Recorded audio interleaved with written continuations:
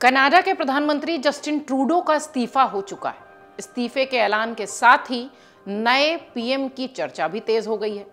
PM पद की race में कनाडा मूल के नेताओं के साथ साथ भारतवंशी नेताओं के भी नाम शामिल हैं। कनाडा की राजनीति में जिस तरीके से ट्रूडो का टाइम अप हो गया, क्या खालिस्तानियों का प्रभाव भी खत्म होगा? ये सवाल ट्रूडो के इस्तीफे के साथ लगातार उठ रहे हैं। एक सवाल और कि अब ट्रूडो का क्या होगा? कनाडा पीएम की रेस में कौन से भारतवंशी हैं और अब ट्रूडो क्या करने वाले हैं? इन सारे सवालों को समेटे हुए हमारी ये रिपोर्ट देखिए। दरअसल जस्टिन ट्रूडो ने बतौर पीएम भारत कनाडा संबंधों की न सिर्फ उपेक्षा की, बल्कि उसे अपूरणीय क्षति पहुंचाई। ऐसे में ट्रूडो की पार्टी लिबरल पार्टी को नया नेता जो कि कनाडा का पीएम बनकर उभरेगा, दोनों देशों के संबंधों पर मरहम लगाएगा, ऐसी आशा है। भारत विरोध ट्रूडो खानदान की राजनीति की एक तरीके से कह लीजिए कि यूएसपी है, यानी इनके खानदान में भारत से एक अलग तरीके का रुख रखने की परंपरा रही है। खानदान इसलिए क्योंकि ट्रूडो के पिता पियरे ट्रूडो भी भारत को लेकर कमोवेश उसी रास्ते पर हैं जिस रास्ते पर आज ट्रूडो हैं। माना यह भी गया विशेषज्ञों की तरफ से कि भारत कनाडा के रिश्तों में गिरावट का दौर तभी से शुरू हो गया था जब पियरे यानी जस्टिन ट्रूडो के पिता कनाडा के पीएम बने थे। जून 2023 में जब भारत के भगोड़े और खालिस्तानी समर्थक हरदीप सिंह निज्जर की बंदूकधारियों ने कनाडा के वैंकूवर के पास हत्या कर दी थी, तो ट्रूडो ने इस पूरे मामले का आरोप भारत पर लगाया था, वो भी कनाडा की संसद में जाकर। लेकिन अपने दावे को दम देने के लिए उनके पास कोई सबूत नहीं था। भारत ने इसकी कड़ी आलोचना की थी। वो मीडिया के साथ अंतर्राष्ट्रीय मंचों पर सिर्फ जुबानी जमा खर्च करते हुए नजर आए, दोनों रिश्तों को गर्त में ले जाते हुए नजर आए दोनों देशों के, लेकिन कभी भी उनके पास कोई सबूत नहीं था। कनाडा में पीएम पद की रेस में भारतवंशी सांसद अनीता आनंद की भी चर्चा हो रही है। कहा यह जा रहा है कि ट्रूडो का टाइम अप हो चुका है।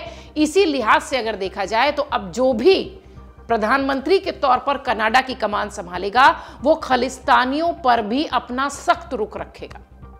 अनीता आनंद, जिनका हम जिक्र कर रहे थे, वो ट्रूडो के मंत्रिमंडल का हिस्सा रही हैं। आपको ये भी बता दें, अनीता का जन्म नोवा स्कोटिया में हुआ था। उनके माता पिता दोनों जो हैं वो डॉक्टर रहे हैं। उनकी मां पंजाब से हैं और उनके पिता तमिलनाडु से।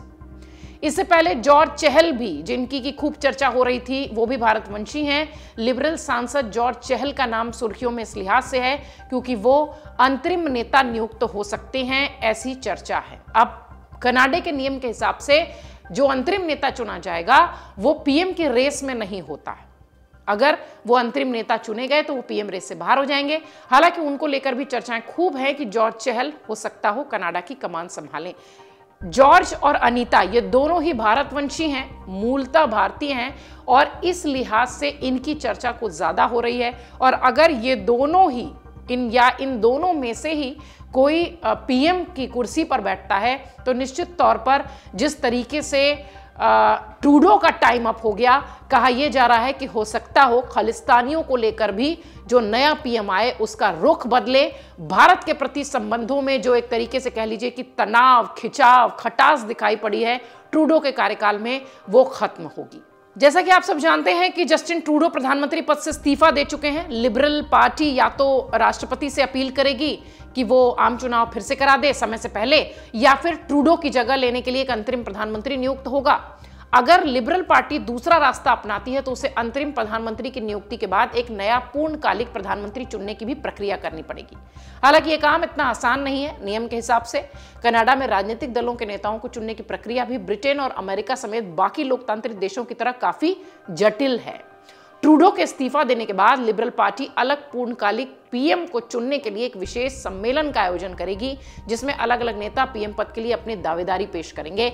एक जो प्रैक्टिस है कनाडा की या जो नियम है कनाडा का, वो हम आपको बता रहे हैं। इसके बाद इन दावेदारों में से लिबरल पार्टी के अगले मुखिया को चुनने का काम पार्टी के कार्यकर्ता करेंगे और इसके लिए बाकायदा वोटिंग होगी। ये प्रक्रिया कितनी लंबी होगी, ये उम्मीदवारों की संख्या के आधार पर तय होता है। जैसे जितने ज्यादा उम्मीदवार उतनी लंबी प्रक्रिया। मजेदार बात यह है कि कनाडा में इसी साल 20 अक्टूबर से पहले चुनाव कराए जाने हैं। ऐसे में अगर लिबरल पार्टी पूर्णकालिक प्रधानमंत्री चुनने में देरी करती है तो देश का नेतृत्व फिर से ट्रूडो के ही हाथ में रह जाएगा। यानी इस्तीफा देने के बावजूद भी वो उसी पद पर बने रहेंगे जिसको छोड़ने का वो ऐलान कर चुके हैं। माना यह भी जा रहा है कि इस स्थिति में से निपटने के लिए लिबरल पार्टी सम्मेलन की अवधि को हो सकता हो छोटा कर दे। हालांकि इससे पार्टी को प्रधानमंत्री पद के उन दावेदारों का विरोध झेलना पड़ सकता है जिन्हें तैयारी के लिए और प्रभाव बनाने के लिए थोड़ा समय मिल जाएगा, वक्त मिल जाएगा। इससे पार्टी में भी अंदरूनी टूट और बगावत की स्थिति पैदा हो सकती है। जिस तरीके से ट्रूडो का टाइम अप कनाडा की जमीन से हो गया है, भारत यही उम्मीद करता है कि जो भी नया पीएम आएगा वो खालिस्तानियों पर भी वैसा ही सख्त रुख अपनाएगा जैसा कि भारत चाहता है, क्योंकि ट्रूडो और उनके पिता के कार्यकाल में भारत से जो संबंध हैं कनाडा के वो बहुत ज्यादा तल्ख होते दिखाई पड़े हैं। आपको याद होगा कि जब संसद में ट्रूडो ने खालिस्तानियों को लेकर खालिस्तानी आतंकी की हत्या का जो आरोप है वो भारत पर लगाया था, उसके बाद से ही भारत में वीजा आदि को लेकर भी कई सारे जो है नियम बदलाव देखने मिले। कनाडा के लिहाज से कई सारे ऐसे मामले सामने आए जो कि कनाडा में लोग रहते हैं जो कि परेशान नजर आए, स्टूडेंट्स हों, लोग हों, काम करने वाले लोग हों। लेकिन इन तमाम खबरों के बीच ट्रूडो के जाने की जो खबर है वो वैश्विक मंच पर भी चर्चा का विषय है और कई जगह तो चर्चा यह भी है कि भारत से ही पंगा लेना ट्रूडो को भारी पड़ गया। हालांकि भारत ये उम्मीद करेगा कि जो भी नया पीएम आएगा वो खालिस्तानियों पर वैसा ही सख्त स्टैंड लेगा जैसा कि होना चाहिए, ना कि ट्रूडो की तरह लचर रवैया अपनाएगा और भारत पर आरोप लगाएगा। अमर उजाला जीवांजलि के सारथी की मदद लें और महाकुंभ में स्नान जरूर करें।